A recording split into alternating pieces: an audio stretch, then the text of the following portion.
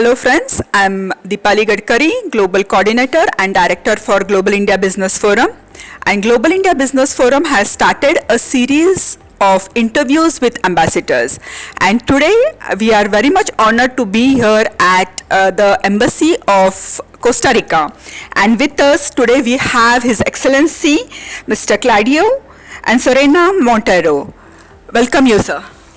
Thank you for having me, and thank you for Global India Business Forum for coming here to the embassy. And we're always at your order to do whatever you would like to us to help the relationships between India and Costa Rica.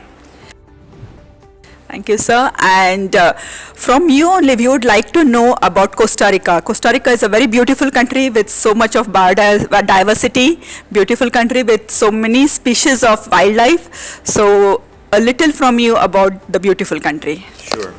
Well, Costa Rica is a small country in Central America that has beautiful landscapes, beaches, volcanoes, for all Indians to go visit Costa Rica and explore this country that has so many places to go within a very small territory. We have 6% of the world's biodiversity, although we are only 0.03% of the total Earth planet. So you will find a lot of species, a lot of birds, a lot of fauna and plants and insects that are, one of our main attractions for tourism. We have a lot of national parks that are very beautiful, close to the beach or in the rainforest or in the volcanoes. Many different microclimates that you can go and spend, one night in a very beach, very hot weather, and another night, the next night in a very chilly, cold weather at night. We have 2 oceans. You can have breakfast in the Caribbean Ocean and have a 5-hour drive and have lunch in the Pacific. So it gives a lot of alternatives for tourists to go and explore in a very small, closed setting.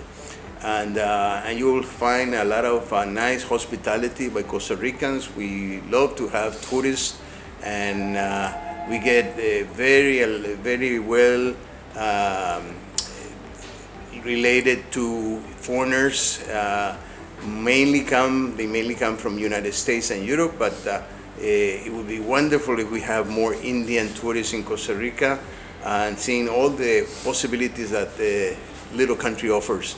And I would have to say that even though we're so far away from India and we're so small compared to India, because we fit like 65 times in India, we're about the size of Punjab. Huh? And we're a country of 5.5 million people only. That would be like a neighborhood of Mumbai or Delhi, right? And however, we share a lot of very important values. We share the value of democracy and peace. We share the value of commitment to sustainable development. And we have a lot of cultural similarities also, believe it or not. We share many of the same jokes that I make here. The Indians understand it very well. So we share a lot of sense of humor, a lot of cultural appreciation of art, and we would like to improve all of this by making more exchanges of not only tourists but also more formal exchanges of artists and universities and scholarships for the students to go to Costa Rica and Costa Ricans to come to India and get closer together, because we have found a very good partner and a very good ally in many of the things that we're interested in, also in our foreign policy, in multilateral forums. And so bilaterally, I think we have a lot of things to do in many different areas, in the area of investment, in the area of trade, in the area of culture, in the area of tourism. We've been here in India, this embassy, for more than 13 years. And we would like also to have an embassy of India in Costa Rica, because the embassy that we have to deal with Indian things is in Panama. It's concurrent to Costa Rica. And now that we have more Indians living in Costa Rica and people asking for visas and everything, it would be wonderful if the government of India would consider putting an embassy in Costa Rica also. Yeah.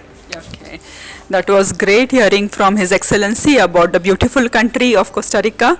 And as I just read in Google, Costa Rica is one of the happy country.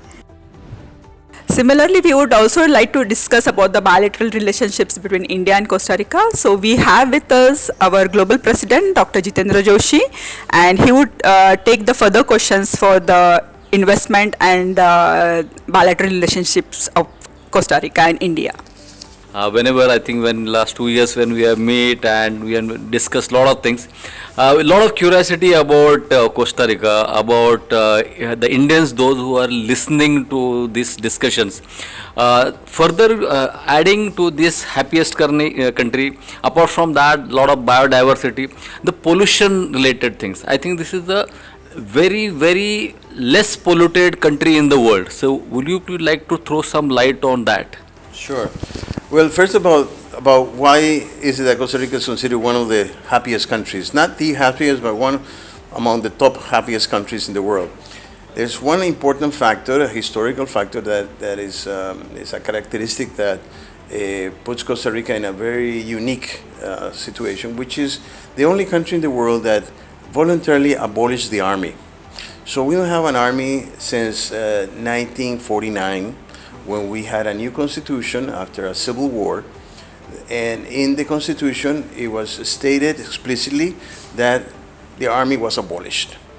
So we're not afraid of any coup d'etats, like many other countries. We're not afraid either of our neighbors invading us, even though there has been some attempts. But we also have friends that can help us in that situation.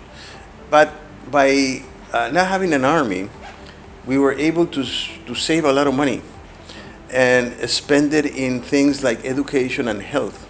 So we have a very good education system and a good health system that is universal and free for everybody, which is one of our proud things that we have in our country that makes us, not worry about, our health and education, which is something that makes people happy, right? And besides that, we are a country that is very hospitable to foreigners, for tourists. We know that we depend on tourists, and we were the ones to coin the concept of ecotourism, and in the early 80s.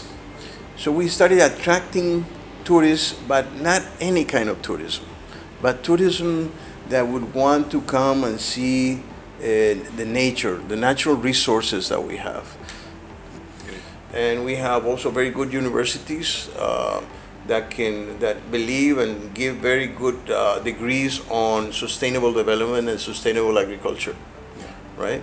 So we have become a very green country that we are recognized internationally for our example, and also that has been able us to lead certain processes, like for example the 2015 agreement on climate change in Paris, that was constructed by among the team that constructed that was a Costa Rican lady that was kind of the architect of all of this, Cristiana Figueres. And we have become an authority in terms of environmental policies and environmental protection and climate change. We all have also made a lot of proposals, for example, of decarbonization to the United Nations, and we expect to be decarbonized completely by 2035. You know? We produce 99% of our energy comes from renewable sources. So it's mostly hydro, like 72%, then geothermal, and wind and solar, and also biomass. So we don't depend on the fossil fuels anymore. We have banned the exploration and exploitation of oil, which is very consistent with the foreign policy and also internal policy of protecting our environment, right? It's not easy because with the oil crisis that we have all around the world, we would love to, not import oil for our transportation sector. But we've been very determined in being green, right? And now we have decided also to change our energy matrix and go completely to electric vehicles, for example, and electric transportation. By 2035, we expect to have all of our transportation electric. Okay. We have given some incentives, tax incentives to buy electric cars. Also, we are trying to see if the public transportation becomes electric by building electric trains and using more public transportation instead of individual cars burning fossil fuels. So we are trying to adapt ourselves to, I think, is the new world of climate change, and to start thinking about our future generations and what we're going to leave them, which is very important. Friends, as we are listening to His Excellency, such a model in the world is available for human beings. It's really surprising that there is no military, because now everywhere in the world we are seeing there is a lot of military equipments are running, a lot of things are happening, there are a lot of expenditure on the army and navy and air force.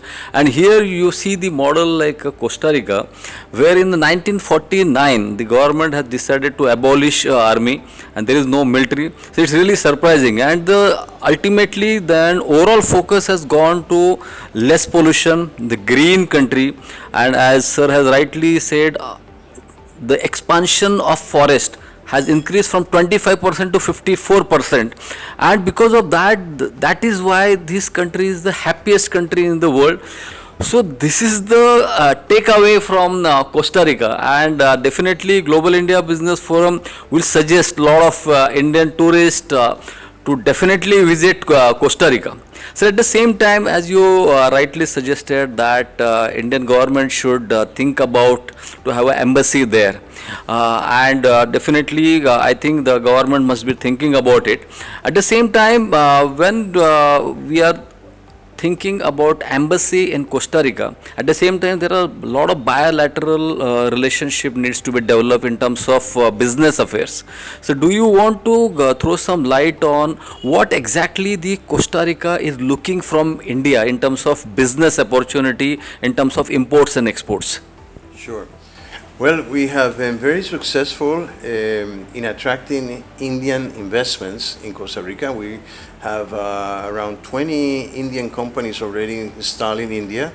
And also that creates a lot of exchange of technical people and professional people that have to go to Costa Rica because of these companies. And those same people that go there for work then realize how nice it is to stay a few more days for tourism, and that they have also promoted tourism in that sense. And we give like 50 visas per month right now for different reasons, mainly for work, but we're starting to increase the tourist visas also. So investment has been very good. We still hope to increase it, and maybe not have only 20 Indian companies, but 40 Indian companies in a couple of years. Mainly on IT sector. They're mainly on IT sector. But now we would like to concentrate also in other sectors, like the pharmaceutical sector that is very strong in India. We would love to have more companies not only selling us the medicines that is so good in terms of quality and price of India, but also maybe installing their plants in Costa Rica that can be used as a hub for the distribution of pharmaceuticals all over Latin America. Okay. The same thing, we would love to have more investment in other manufacturer sectors like electric devices and also auto parts. Okay. Yeah, I think there's a great potential for that in Costa Rica as a hub to distribute all around Latin America, because we're very well located in the middle of the Americas. Right. So, and we have free trade agreements with all of the countries in the Americas and also beyond. We have 15 free trade agreements with all around the world. So Costa Rica is a good place to invest because of the closeness to United States. Also, is very attractive. Yes. Having the same time zone, for service sector, that is very important. So being in Costa Rica, for example, is like being in the United States, but less costly, right? And with a better even weather and more diverse maybe food and places to go around. So people are starting to realize that, and they say, why should I go invest in the United States, which is so expensive? Let's go to Costa Rica. It has the same privileges of trade, that you don't have to pay any taxes because of the free trade agreement, and we live in a very pleasant weather and close to any of the cities of the United States, 2.5 hours.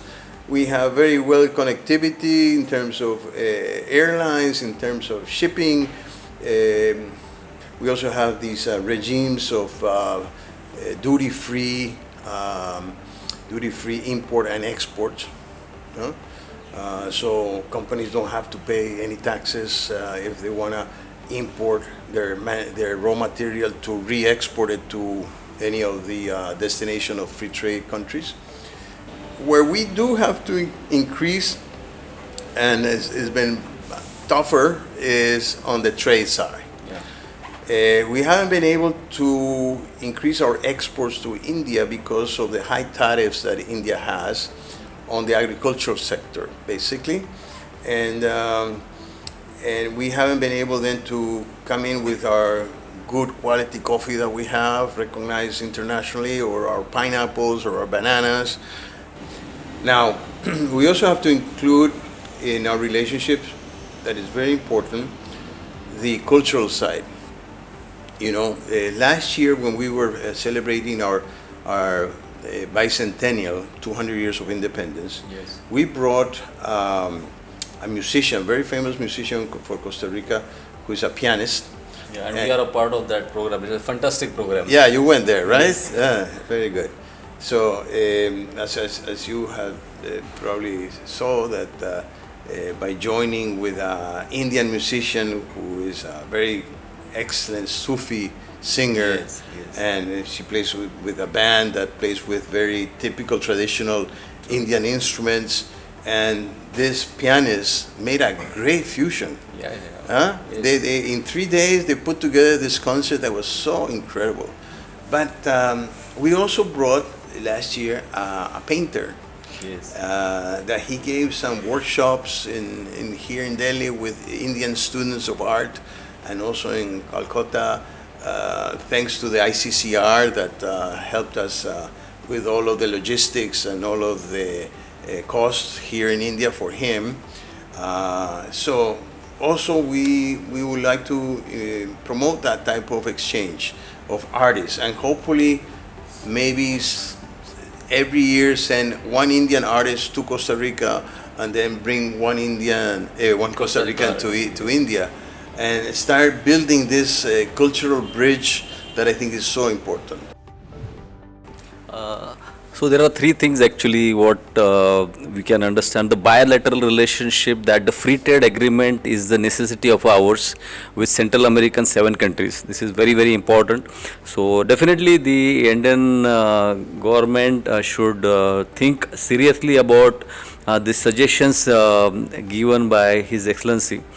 Even the cultural exchange part, which is very, very important. And last year we are really enjoyed when Global India Business Forum was the part of that program. We are honored to be present there as a guest there. And it was a fantastic program because that cultural exchange, that fusion, I think we still remember that memories. And the most important thing nowadays, as you just suggested, that the Central American countries, some monument should be there. And I think that definitely this is a very good idea, because when the people from the Central America is coming here, so I think such kind of monument, whatever is there in Delhi, okay, I think this will represent Central India and the people of Central America in Delhi in India. So it's really a fantastic. So going ahead, as we are discussing about free trade agreement, at the same time, and you suggested some requirement in terms of IT related things, pharmaceutical related business when you are looking for. India is a growing country. India is such a large population. There are a lot of youngsters, and our youngsters are always looking for the better opportunities worldwide.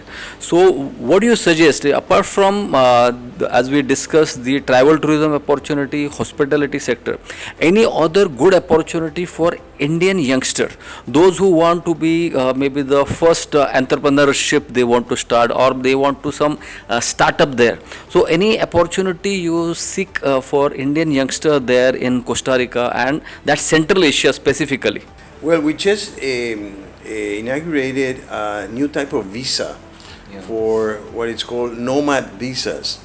Those are the the jobs that you can be in anywhere in the world because you're connected by internet and you don't have to then be in a specific place.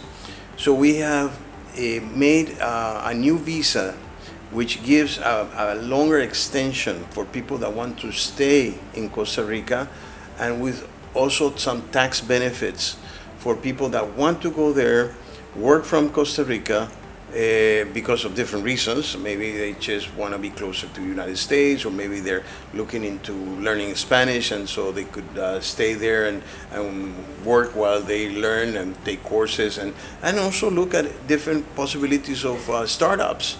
We have a lot of institutions that are promoting startups also. I have visited some of them in Tamil Nadu. Okay. Also the type of institutions that are helping startups to start their own companies, and I'm looking to see if we can have some exchanges of our institutions with these institutions that are precisely focusing on creating startups for young people that want to be entrepreneurs. I think that's another avenue of work that we have to do, with scholarships, with promoting these exchanges of professors and ideas and projects that they can do together. And I was very enthusiastic of going to some of these institutions in the south of India, okay, looking at it from a very close perspective of how, for example, these new institutions are thinking how to teach and learn differently, getting a little bit out of the box of how to think in the business world. We have to start changing our mindset because technology is changing so rapidly also that it's important to adapt to that change. It's not easy, but I think that the new generation have very interesting challenges in that respect, and they're coming up with very interesting companies, and that they combine not only making money but also thinking about how to protect our environment, and how to have a social impact. And so now doing business is very different than maybe a few decades ago, where the only purpose was making money. Now I think it's more than making money. is protecting our environment, is having a very positive social impact. And the new generation, I think, is responding very well for that. So as today we discuss a lot of things starting from some nature and birds, the pollution-free country, the green zone in that, a lot of forest, the bilateral relationship, free trade agreement. As you suggested, the Central Asia should be also a part where people just not think about America. They should think about the Central America instead of maybe sometime wasting more time on American visa. Maybe the opportunity like Costa Rica and these 7 countries, there will be huge potential that, and Indian youngsters definitely will look forward for such kind of opportunities in future. Talking about the sports, as we are talking about the young generation, the sporting events actually, and most of the time, even when I was small and we are seeing the football matches, the country known the Costa Rica, the best football team in Central America. So will you please tell something about to our young generation about why this football is so popular in Costa Rica, and who are the present good stars, and what is the future of this football, and what exactly Costa Rica want to offer in terms of training to Indian youngster in terms of football? Definitely, I'm a football fan. I've been in a certain way related to the football community in Costa Rica for some time, a long time ago. But I'm a follower of my team, which is Herediano. Costa Rica has the 2 main teams are Saprissa and Alajuela. But I'm from the third team that is coming to be as important as those 2. We just won the championship last year, and we're in the first position right now, which is Herediano. Okay. And we're building a new stadium, and so we're getting there to fight with the 2 most popular teams of Costa Rica, and we'll soon probably surpass them. Okay. But anyways, the important thing about football here is that Costa Rica just classified for the World Cup in Qatar. Oh. Is the last team to classify for the World Cup. Great. And I was able to go to Doha to see the classification of Costa Rica. We beat New Zealand, and that gave us the ticket to the World Cup. Great. Congratulations. Yes, thank you. And so we're very looking forward to the World Cup now that is starting at the end of November.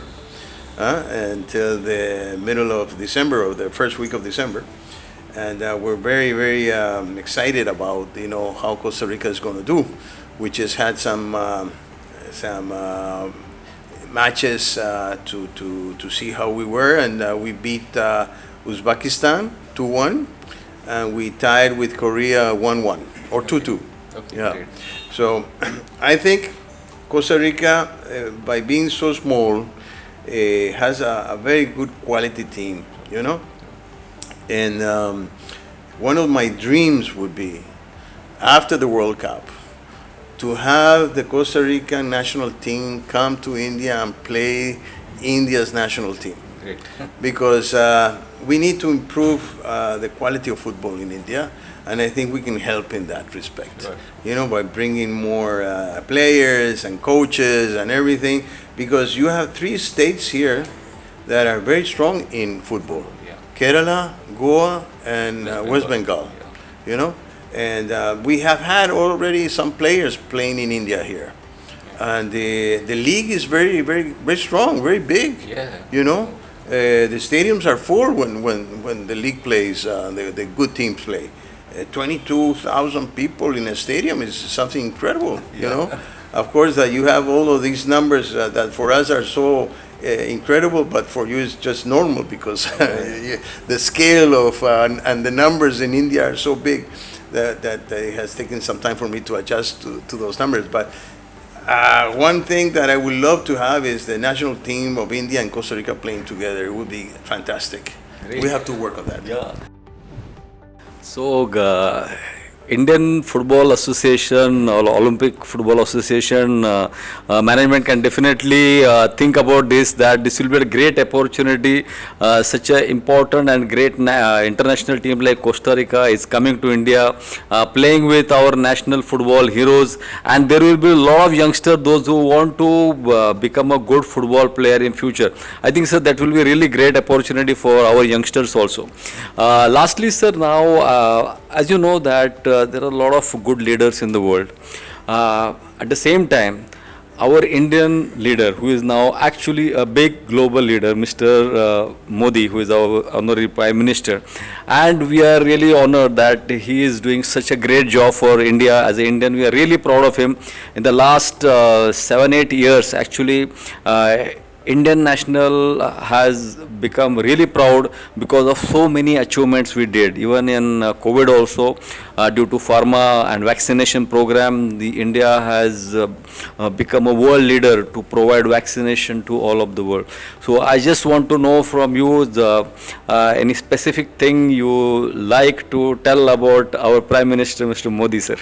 Sure. I think Prime Minister Modi ji has done a very good job in united India, and that's why he has such a great popularity in India, because I think he has come to give India a very much more important role, not only inside of India, by consolidating some of the things and making India proud of their certain sectors that he has pushed for, but also internationally, he has become a very important figure of the best leaders of the world.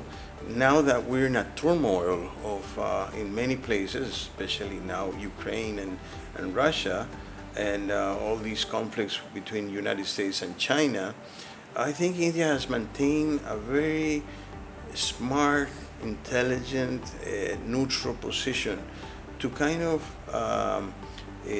balance the world, which is becoming very polarized. And in that respect, I think we share that position with India of being neutral and looking at diplomacy as the way to solve our things and not war. No, that's when I was talking about the commitment to peace. Then I think India has a tradition from Gandhi to today of knowing that we can't get anything out of war except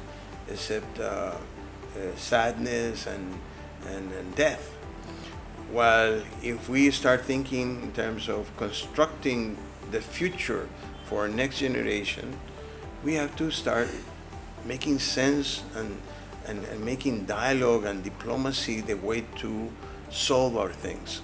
So I think the Indian government under Modi is very respected because of this position that India has maintained. It has maintained its distance from the West and from distance from the Chinese and the Russians, and I think India is a powerhouse, but that it's in the process of development to become I would say a country and a nation that will show the world how to maintain peace and how to maintain good relationships with everybody, and not to take positions that may lead to very unbalanced situation.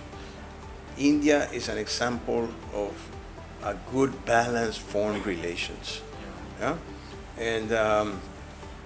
And so I think Modi has become a great leader for India. He has still a lot of things to do in terms of solving a lot of poverty problems, a lot of inequality problems. But India is progressing very fast. It's the country that's going to grow probably at 8% next year or something like that. And a lot of people have hope in India.